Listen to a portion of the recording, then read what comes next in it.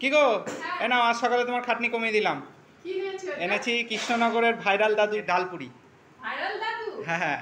বাহ, আর আমাকে তো রান্না করতেই হয়েছে গো। ঠিক আছে, এর জন্য তো আমরা করতে নাও নাও, গরম গরম আছে।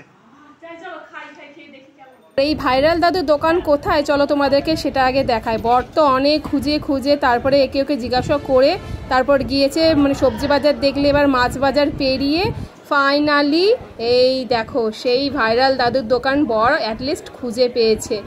আর তোমরা চাইলে এখানে আসতেই পারো। আর চলো দেখি কি ভাজছে দাদু। কত করে পিস? নেই এখন আর কিছু। হ্যাঁ দেরি হবে। হ্যাঁ নেই না, ভাজবে তো। 5 টাকা পিস, 5 টাকা। এমনি কত? 5 টাকা পিস? 5 টাকা পিস। হ্যাঁ ঠিক আছে, 10টা নিয়ে যাবো।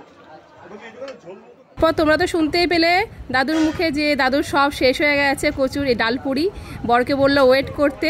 আর এইখানে দেখো সব ভাজা হচ্ছে। মানে এই বয়সে এসেও যে এখনো নিজে পরিশ্রম করছে এটা দেখে খুব ভালো লাগলো। মানে অনেকদিন ধরে ইচ্ছা ছিল যে দাদুর কাছে যাওয়ার আর কি, দাদুর কাছ থেকে আর কি ডালপুরি খাওয়ার।